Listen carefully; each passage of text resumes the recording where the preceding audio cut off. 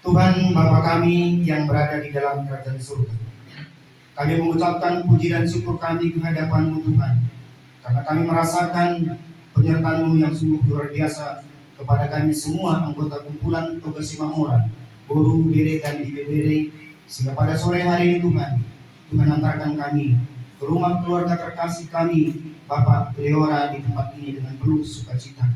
Bapak, sebentar lagi kami di dalam kumpulan ini akan mendengarkan sebagian daripada kebenaran firman-Mu. Pada hari ini Tuhan, Kau pakai hamba-Mu untuk mewartakan kebenaran firman-Mu. Biarlah Tuhan yang berkata-kata melalui hamba-Mu ini, dan kami sudah siap mendengarkan kebenaran firman-Mu. Dalam nama Yesus Kristus kami berdoa dan mengucap amin. Firman Tuhan yang menjadi renungan kita pada sore hari ini dari Kitab Mazmur. Mazmur 133 ayatnya yang pertama sampai dengan ayat yang ketiga. Mazmur 133 ayat 1 sampai dengan ayat yang ketiga. Sudah dapat mengingat? Saya akan bacakan untuk kita semua. Persaudaraan yang rukun. Nyanyian Ziarah Daud. Sungguh alangkah baiknya dan indahnya apabila saudara-saudara diam bersama dengan rukun. Seperti minyak yang baik di atas kepala meleleh ke janggut, yang meleleh ke janggut Harun dan ke leher jubahnya. Seperti embun gunung Hermon yang turun ke atas gunung-gunung Sion, sebab sanalah Tuhan memerintahkan berkat kehidupan untuk selama-lamanya. Demikian firman Tuhan. Amin. Saudara-saudara yang terkasih di dalam nama Tuhan, firman Tuhan yang kita dengarkan pada sore hari ini adalah nyanyian daripada Ziarah Daud. Waktu itu mereka bersama-sama berkumpul untuk ziarah ke Yerusalem, sehingga Daud melihat bahwa perkumpulan mereka sungguh sangat luar biasa, sehingga pada sore hari ini pemazmur Daud juga datang pada kita kumpulan Toga Simamora ini dengan mengatakan, sungguh alangkah baiknya. Apa maksud kata baiknya di sini? Sungguh alangkah baiknya ini juga ada di Kejadian 1 ayat 31 Abang Inan. Coba kita lihat.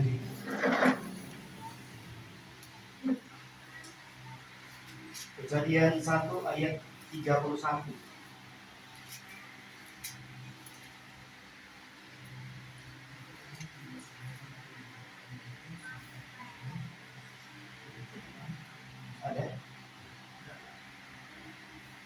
Iya.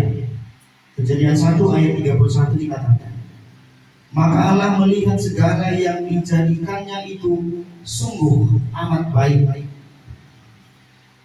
Jadi kata baik tadi di sini, setelah Tuhan melihat semua yang dijadikannya di dunia ini, Dia mengatakan sungguh amat baik. Jadi bisa kita bayangkan, pemazmur Daud tadi juga mengatakan di dalam perkumpulan kita Toga Simamora pada sore hari ini, dia mengatakan sungguh alangkah baiknya kalau kita itu hidup dengan rukun. Sungguh alangkah baiknya dan indahnya apabila saudara-saudara diam bersama dengan rukun.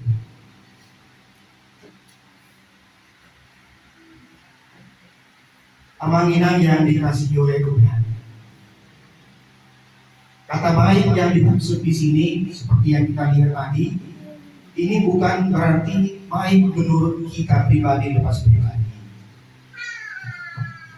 tapi baik menurut parameter yang ditentukan oleh Tuhan di dalam kehidupan kita sehari-hari. Bukan baik menurut kita pribadi, tetapi baik menurut Tuhan di dalam kehidupan kita ini yang kita lakukan setiap hari. Itulah parameter baik yang harus kita lakukan. Seperti setelah Tuhan menciptakan segala sesuatunya yang ada di bumi ini, Dia mengatakan sungguh amat baik. Bapak Ibu saudara-saudari yang terkasih, di ayat 2 dikatakan, seperti minyak yang baik di atas kepala meleleh ke janggut Harun dan ke leher jubahnya.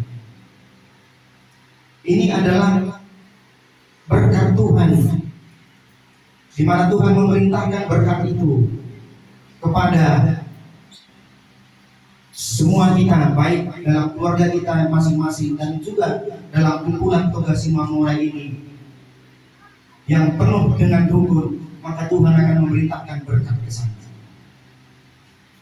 Seperti minyak yang baik. Minyak ini menandakan bahwa yang kesukaan dan lain sebagainya. Jadi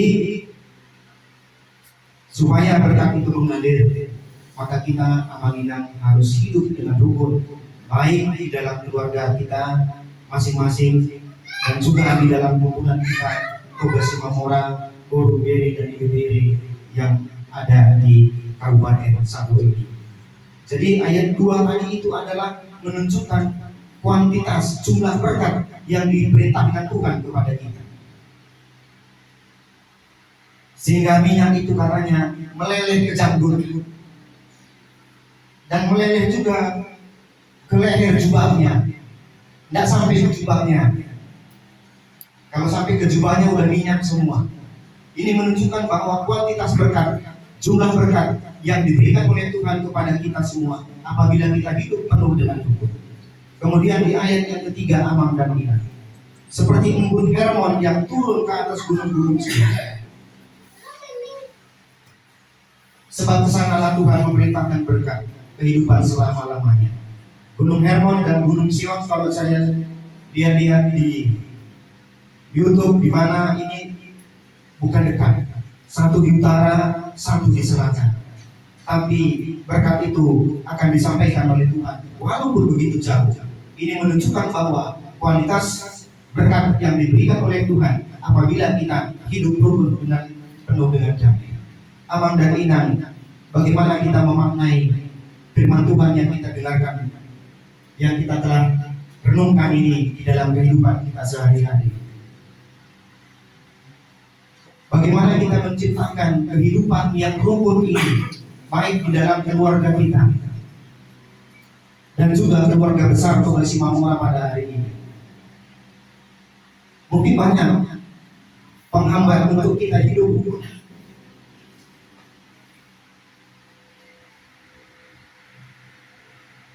Pertama, mungkin di antara ini pasti ada perbedaan.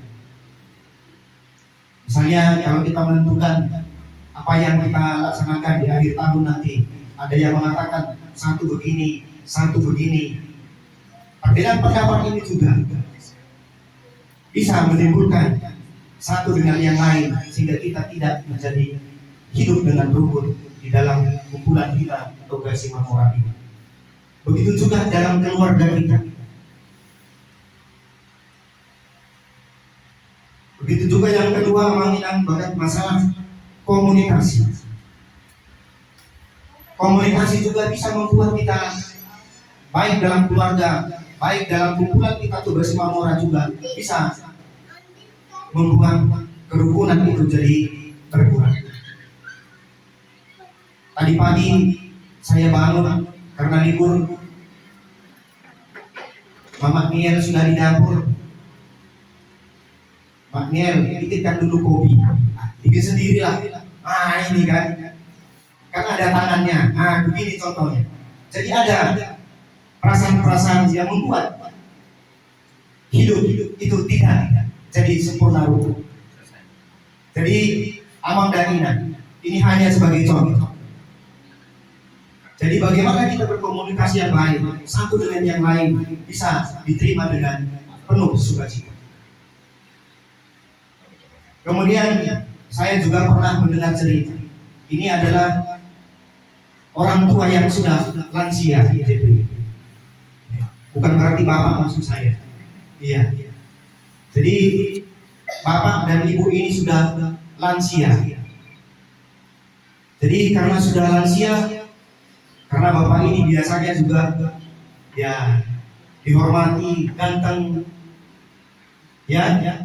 Kemudian dalam kesehariannya, dalam kehidupannya setelah menjalani kehidupannya lansia, waduh, merasa bapak ini seolah-olah tidak lagi dihormati oleh istrinya.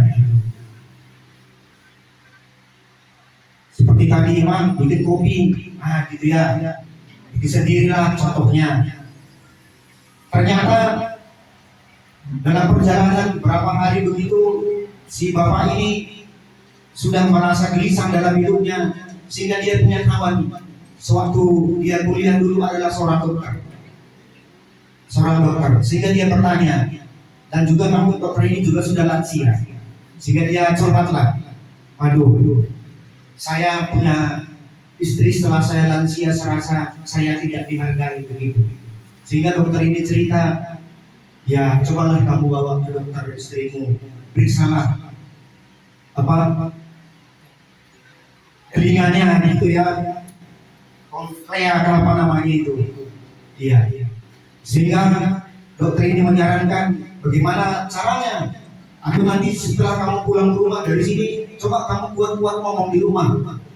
Katanya begitu. Pulang dia ketok pintu, ma, dari luar gitu ya, mama, mamanya lagi di dapur masak, tidak dengar. Dia ditarik lagi, ma, juga tidak dengar. Begitu didekati ke dapur, ma, lagi apa? Saya kan masak dari tadi udah saya bilang, katanya kan, dekat. Rupanya yang situ ini bapaknya. Iya. Jadi bukan ibunya. Iya. Jadi bapak dan ibu yang terkasih, dari ilustrasi ini tadi, yang perlu kita perhatikan adalah kita harus saling menjaga introspeksi diri, sehingga kehidupan kerukunan dalam keluarga, baik dalam kumpulan kita kedua orang ini, juga bisa kita hidup penuh dengan rukun. Sebab Tuhan pada sore hari ini memerintahkan kepada kita hidup yang rukun. Di sana diperintahkan berkat yang luar biasa dan berlimpah. Amin. Kita berdoa.